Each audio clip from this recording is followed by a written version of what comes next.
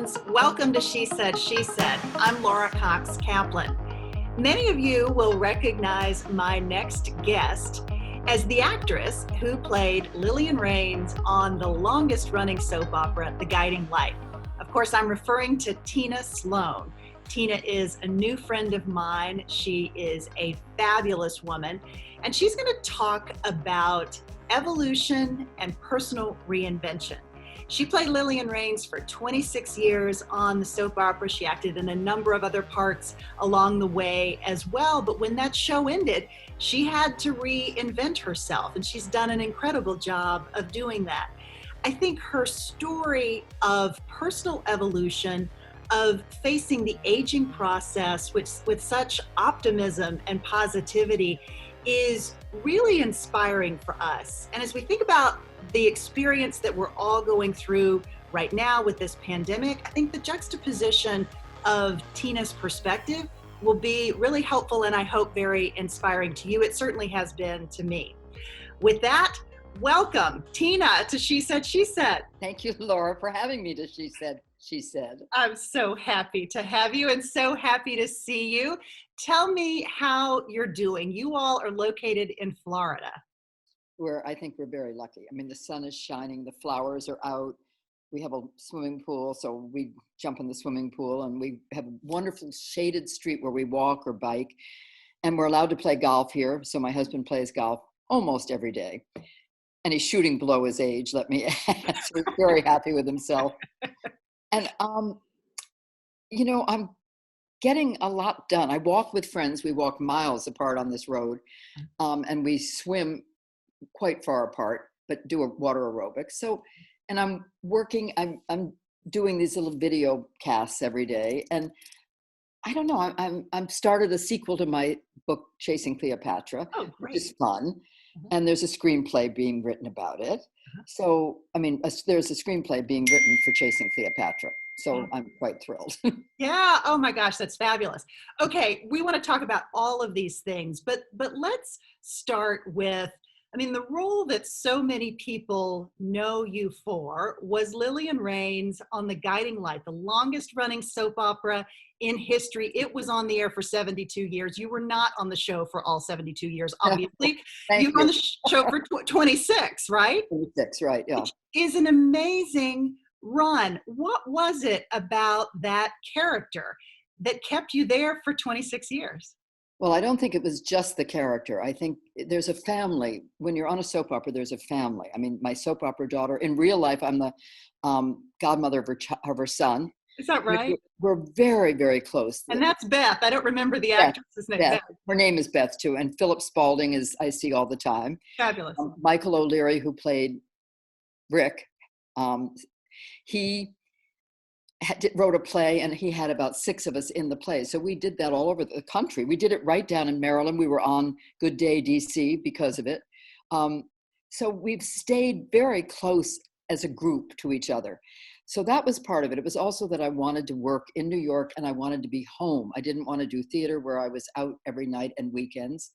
And I couldn't go to LA because my husband and my son and my parents were in New York. And that was, at my age, very important because my parents were aging and my son was still in school. So I was sort of squished, and I wasn't going to go to California, even though I did a bunch of movies, fun movies.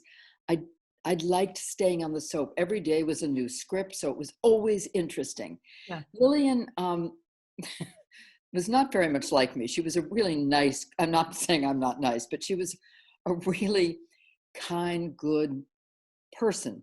But she had no backbone to her. And I kept wanting to say, come on, Lillian, stand up for yourself, Yeah. At the end of the show, she finally did, and that was fun. I had loved when the show was going off the air because Buzz, who I marry, Buzz Cooper, never knew his lines. So we were always ad-libbing, and it was so much fun. And that's when I got to say things that Lillian, if it had been scripted, if I followed the script, she wouldn't have said, but I had to respond to him. So I got to say whatever I wanted to. Yeah. Well, one of the interesting things about the whole story and about Changing Shoes, which is your memoir, which you wrote several years ago, but you went through you evolved with Lillian because you played her for 26 years, you were experiencing things with the character that presumably to some extent you were experiencing in life as well. Oh, I think the fact that one becomes invisible as one becomes 40, 50, certainly by 60, was very much part of the show. I mean, Lillian was invisible. People could walk in and there's Beth and everybody's looking at Beth. And Lillian's just sitting there in her little nurse's scrubs. And these days, believe me, nurses' scrubs means everything. Those women, they're so courageous on the front lines. Oh, but anyway, my Lillian was just, behind the desk taking notes and occasionally making faux pas, like ordering a spatula instead of a scalpel when we were doing operations, ridiculous things. But I think, I don't know, I certainly did go through the same thing she did. I mean, as I said, the invisibility, the child becoming more important, the grandchildren becoming more important, and which is true for sure in my life. And she finally found love. I mean, she spent years alone, and I didn't. So we weren't alike in that way, but I certainly understood her because I had friends who were alone and lonely. Yeah. She was very lonely, I think. She only was a mother and a grandmother. And she says this when Buzz proposes, she goes, yes, I'll marry you. I want to have someone who pays attention to me. Oh. And I think a lot of women, as they get into their 60s, walk down the street and feel that they're invisible. And Lillian felt that way. Yeah. You tell a great story that is your own personal story that you tell in the book about you'd been all dolled up on the soap opera for a party. I'm sure you have parties all the time because soap operas are very glamorous. So you were all dolled up and Beth, I think, was with you and you were walking down the street and men were looking at you and you realized that they were looking at her. Nobody was looking at me. That was the moment I went back. I mean, I loved her beyond belief. And all of a sudden, I really hated her. I mean, I thought, why are they all looking at her? And of course, she was 30 years younger and gorgeous. And I went back to my mirror. And I remember looking in the mirror and going, how in one day did I get old? All of a sudden, I saw the wrinkles. I saw the gray in my hair. I saw the flabby arms. I had on a strapless evening gown. And I looked at my arms and I went, no, how could I have worn this? Now I wear sleeves all the time. So of course it was devastating, really devastating, but every woman goes through it. And it's one of the reasons I wrote Changing Shoes was to say, there are ways to overcome this part of your life. Yeah. How did you, I mean, what was your way of, you had this epiphany, which everybody does. Like if you're lucky enough to get older, as I talk about in the intro, if you're lucky enough to get older, this is something you're going to experience. So give us some advice for how do you deal with it? And for someone like you in particular, who is in entertainment in a field that is historically, and I think still, not very kind to women as they get older. No, it's not. I haven't had trouble with it because I've managed. I mean, when I saw this happening, I went home and I started writing that book, Changing Shoes, and the play, Changing Shoes, that went all over the country, to show women exactly how they could stay in the game. And that was the idea. You've got to stay in the game. You have to make something that's important. And, I could see the handwriting on the wall that Lillian was, the show was going to go off. The soap opera was winding down. In the 80s, it was incredible to be on it. I mean, we were just touted all over the world. I mean, you'd go to Italy and they'd see you and they'd run down the street to hug you. The butcher, the baker, the matron, the head of Italy, we were massive all over the world. And then all of a sudden, in the late 90s and 2000, it began to really taper off. People weren't watching because of O.J. Simpson. I remember watching him in the car and thinking, we've all been preempted, our shows, for this. This costs them nothing, and we cost them a lot. And indeed, the shows started falling down. All the New York shows went off after we did. So, you had to reinvent yourself. Yeah. I did this by writing Changing Shoes and telling women how to stay forever frisky, how to maybe start marathoning. I started running during that period when I felt old. I thought, I'll start running marathons. That'll make me feel better. Yeah. And it did. It made me feel that if I put one foot in front of the other and persevered, I'd get to the end. Mhm. and feel good about myself. Yeah. Um, and then I started climbing mountains, 20,000 foot peaks. I was getting really desperate. But I had a wonderful time doing these things, and they made me feel better about myself. Yeah. Because as you're going through this stage that I'm talking about, your parents are getting old. Between your work, your children, your husband, and your parents, there's no time for friends. If you're doing what I did, which was to be the caretaker, or Yeah. I hired people, but I felt I had to be part of it. Yeah. So I'd go out and check on them all the time. And they lived to be in their 90s. And it was a long haul of, Yeah. so I learned things like, oh, and in the book, I put all the things you need to do. Like I called it legally blonde. You need to make a will, and you have to do this. You have to get long-term health care insurance when you're young. You have to plan all these things for your life and the end of your life, because you're planning the end of their lives. Mhm. I mean, I remember my mother was quite senile. She had senility dementia. And my father had left all his money to her. Well, she would have gone out and given it to somebody or bought a Ferrari, or who knows what she would have done. So it was taking care of them Right. that made me go, I've got to put this in a book for people to see when they're in their 50s or 60s, what they're going to have to do. And they have to, I also put lots of tips from how to stay looking good as you get older from Yeah. the show, Uh-huh. like curl your eyelashes every day. I didn't do that today. I, Tomorrow. I did. No, And I think the book is great because it does have equal parts the sort of, the bigger emotional stuff that you're going through, but also very tactical advice for how you're dealing with this. Was the book a way for you to really, was it part of your coping mechanism for dealing it was, with the challenge of caring for your parents and all of no, it the was stress? part of my coping mechanism for the fact that the soap was going off the air. I could see it going off. And I thought, no one's going to hire a 60-year-old woman to be on another soap. And I didn't want to go to California because everybody was back east. So I was passing a store, and in the store, it was a design store. It said, make something important. And I thought, that sign is there for me. I have to make something important. And I went home and I started writing very practical things about getting older and arm exercises. I don't know what I was doing. Taking testosterone to stay frisky, to feel sexy as you get older. I was writing all these things, and I thought, this is something I want to share with people. So I made it a book. And then I thought, I'm an actress. I might as well keep working. Yeah, So I went all over the country. I mean, President Bush was in the front row with Barbara Bush. so It great. was really thrilling in Houston. I went everywhere and had, we opened in New York to thousands of people, and it was did really well. It was called Changing Shoes Like the Book. And that kept me working. I mean, I had reinvented myself as a playwright and as an actress in a play. And my husband would come on the weekends and play golf with the cute little girl who was helping me. She was doing doing everything. She's adorable. Uh-huh. And so her husband would come and Steve would come, and no matter where we were, they'd find the best golf course and play golf while we were doing the play, the matinees. So So great. that was reinventing myself. I mean, I think everybody has to have, I mean, you have done this by doing She Said, She Said. You've reinvented yourself, right? Right, right. Still trying, I think. Yeah, Yeah. but you are. And I mean, you have a husband, you have children, but you've got this too. And and I'm sure you go to the Chevy Chase Club or wherever you go and play golf or play tennis, whatever you're loving to do, skate. And that is all part of it. And I think keeping active physically is really an important part of it.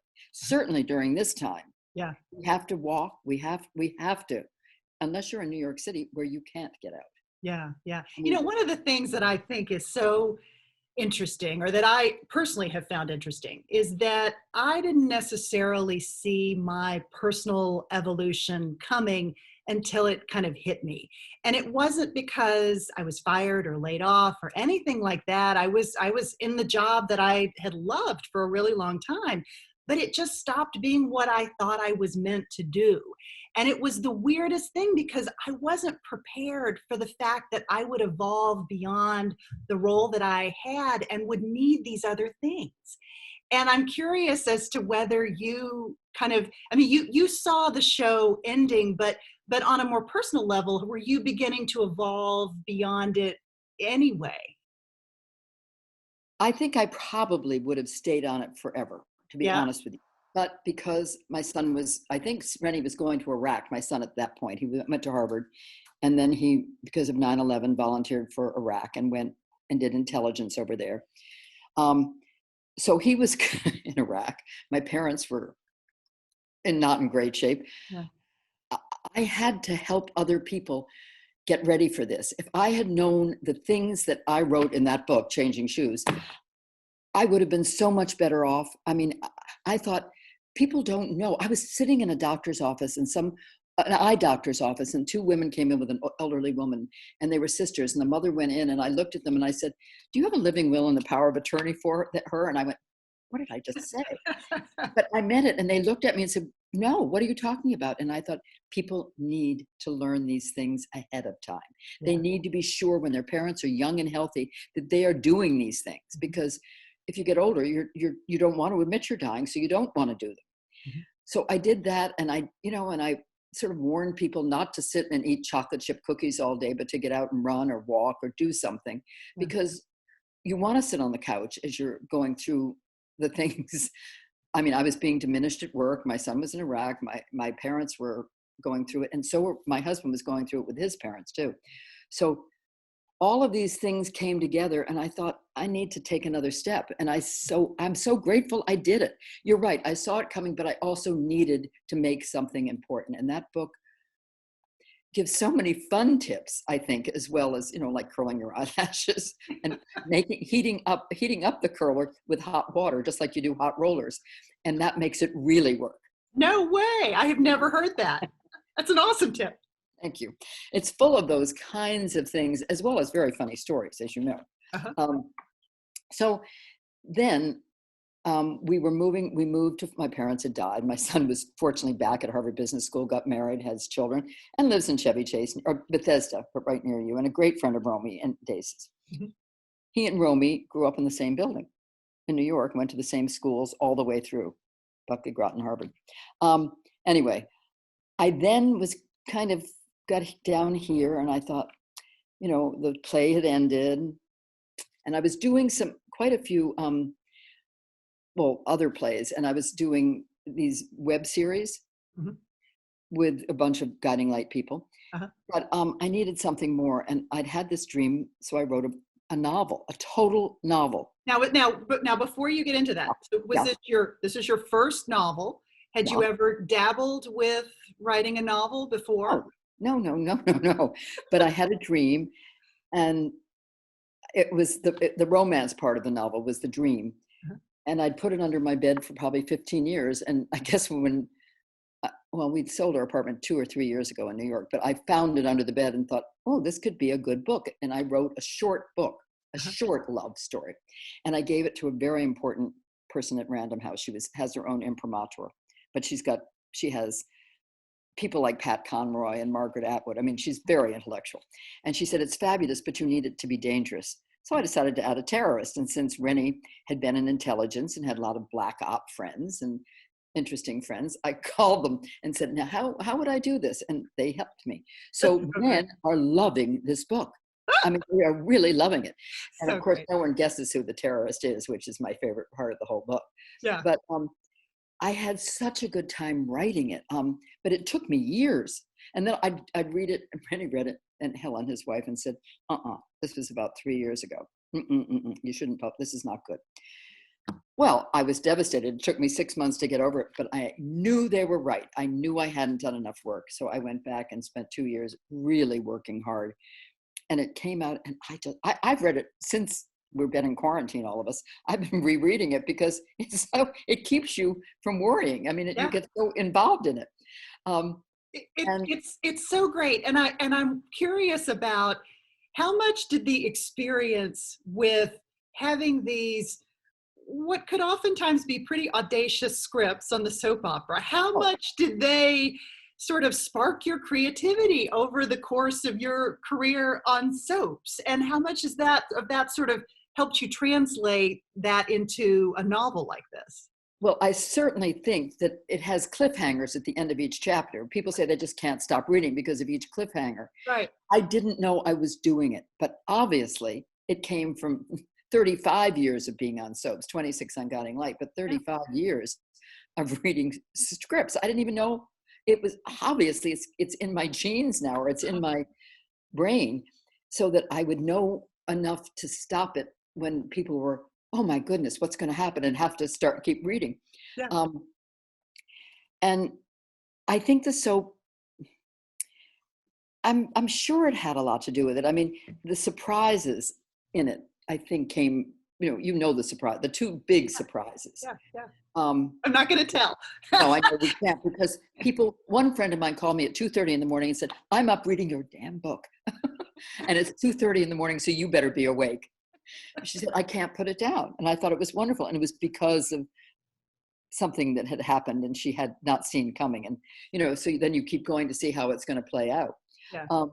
But I had so much fun leaving little clues for what was happening with the terrorist, and also with the love stories, the betrayals. And I had so much fun leaving clues, but not letting them be so much so that people would get it. So then people will reread it. They'll say, okay, I'm going to see how I could have guessed this. And they couldn't really, but I did leave enough clues. Yeah, it's so great. So you're working on the sequel to the book currently, which is fabulous. Any timetable for when we can expect that? I think it will be years. I mean, I don't know that I'm just having fun with it right now. Yeah. But there's a screenplay being written for the book. Fabulous. So, and how involved are you in that process? Not at all. I handed it off to someone who would help me with the book, a younger girl who has done screenplay writing, and someone is interested in making a movie. What could be more fun than Steve and I go to Honolulu, Rennie and his family come out and stay with us? I can't think of anything more fun. You can come visit and interview me there. I would love that. That would be great. We'll talk about the movie. Yeah. I mean, it's all a pipe dream, but everyone who's read it has said this should be on Netflix or it should be a movie, because it's very visual. And that makes sense, because it was, as you said, I did a soap opera that was visual. Yeah. Yeah. You have such an incredible positivity for life and embracing change. And it was that part of your story that just really struck me, and why I knew you'd be such a fabulous guest. Plus, I just loved spending time with you on the phone, as you will remember several months ago. I sure do. You are using that positivity and that zeal for life to also provide some warm thoughts to friends and followers. You're using all of your social media channels for this purpose. Talk a little bit about what you're trying to do as we are all facing this pandemic together. Well, I kept thinking, what can I do? I can't go to the hospitals. I can't go to the front lines. I'm also in the age group that's it's dangerous to be out. So I thought, what can I do? And I thought, I can just do a 25 seconds, and you have to keep it that short to be on Facebook video. And I did one saying, okay, we're all in this together. And my heart goes out to people in small apartments with a lot of children, and it goes out to people alone, all alone during this time. And so I got so much feedback from it saying, you have no idea how that helped me. And sometimes I give practical tips, like when you go out outside, you need bug spray. I just found out about Skin So Soft. I mean, ridiculous things. Yeah. Or they liked my blouse, which was Hallsbrook, who's a friend of ours. And where did you get your blouse? But also they wanted, they just said, I just needed to hear a voice that cared about me. Yeah. So I do them every day. And let me tell you, I've now started to do about 5 at a time when I have my hair and makeup done, so I don't have to worry about it for 5 days. And then I just post them every day. Uh-huh. But, it's hard sometimes to think of something that people want. I sent Rennie's kids dirt and lettuce seeds so they could build a little garden. Uh-huh. And I mentioned that, and people said, I put a window box now in my little apartment in New York, right up near my window, and I'm planting it. Uh-huh. So, you can help people so much in small ways. And that's what I hadn't realized. And I think you're doing this. I mean, this video or Zoom that you're doing is helping people. And that's what we have to do right now. Yeah. And I sort of worry when we go back out in the world, which I think is happening more and more. And I'm feeling the need for it more and more. I have not been out of this area where I live at all, because I have lots of friends here and I have everything right here. Mm-hmm. But I'm feeling the need to maybe people are saying, well, come to a party. Four of us will have cocktails. And it's, that's scary to go into someone's Yeah. house. You don't know who's been in their house or something, but Yeah. No, you really don't. You really don't. you know. It's a scary time and we have to be super careful. Um, for people who are listening to this, talk a little bit about maybe just some final pieces of advice for how to get that chutzpah to embrace change. Like what advice do you have for them for really trying new things? That can be a hard thing, and I think sometimes it can be harder as we get older. I think what you loved as a child, if it was puzzles or if it was crayoning or if it was singing or if it was playing the piano, what you loved as a child is perfect for right now. If you loved reading, you read. If you loved writing, you write. Painting. And I've mentioned some gardening. I mean, there are so many things people loved when they were little. Baking. Oh, so many people are sending recipes to each other and cooking. And so many people are sending quotes, beautiful quotes to each other and quoting, all of those things but mostly what you loved when you were little. I mean, I loved talking.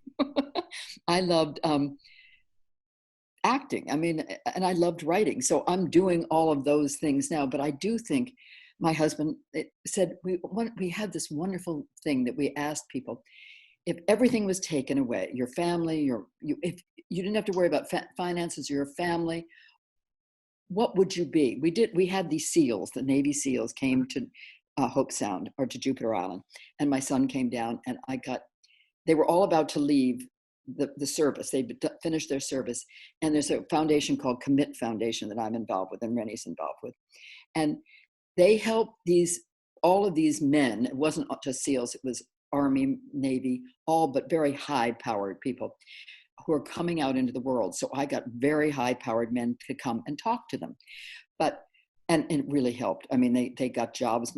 But during this, before the men came, the important men, the women who were facilitating it, who, let me add, one of whom had flown the SEALs into their missions and the other one who did submarine work. I mean, Wow. they looked like us. And here they were. I said, well, how did you get involved in this? And they said, oh, we just, wanted to work. And I said, well, what'd you do before this? And they sort of blew me off. And I said, okay, what did you do? And when they told me, I just went, oh, Wow. really? Yeah. But they said to each one of these, if you had nothing to worry about in your life, what would you be? And the answers were fascinating. One wanted to be a race car driver. One wanted to go be a missionary in an island. It went on and on with the most spectacular answers that they wouldn't have given otherwise.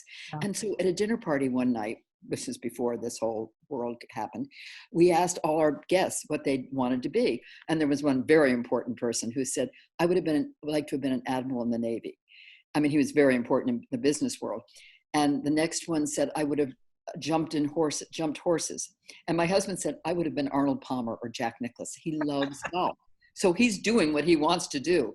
And I thought that was wonderful.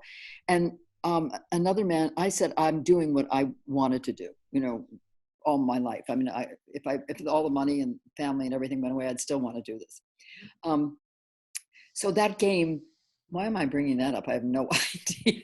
Well, it's talking about finding those things that always resonated with you when you were a kid. That's something to think about. What would you do if you had no worries at all? As no financial worries, no family worries, no cooking that night, dinner worries. What would you do? And you don't find it out usually right away. I mean, it usually takes a while. These men thought about it, and they did come up with it. I mean, obviously it was somewhere nearby, but they were so worried about getting a job for that, because they all had families that they adored, that they weren't, they hadn't thought, what do I want, And so the one who said he wanted to be a race car driver, we got in touch with someone at Ford, and he's now working in automobiles. Yeah. You can do these things if you want. Yeah, absolutely. All right, Tina, this has been amazing. I ask everybody who comes on, as you know, for a single piece of advice, a life hack, or maybe a mantra. Maybe it's something that you wish younger Tina you had known when you were just launching your career, or maybe it's something that you share with others. What would be yours? I guess I just say you want to stay in the game. Staying in the game. Yeah. And the Fantastic. is the game of life. And, so you meditate, you pray, you do all the things you need to do to stay in the game. Yeah, I love that. And I loved spending time with you. Thank you Thank so you. much for Well, thank being you for on. having me. I hope you enjoyed my conversation with Tina as much as I did. She is fantastic. To learn a bit more about her, check out the show notes for this episode. There, I will include links to both of Tina's books, Changing Shoes and also Chasing Cleopatra. And most of all, I really appreciate you being with us and sharing your most valuable resource, your time, with us. I hope that you found this conversation, and frankly, all of our conversations, valuable, and find information and content that you can use to make your journey just a little bit easier. Take care. We'll see you next time.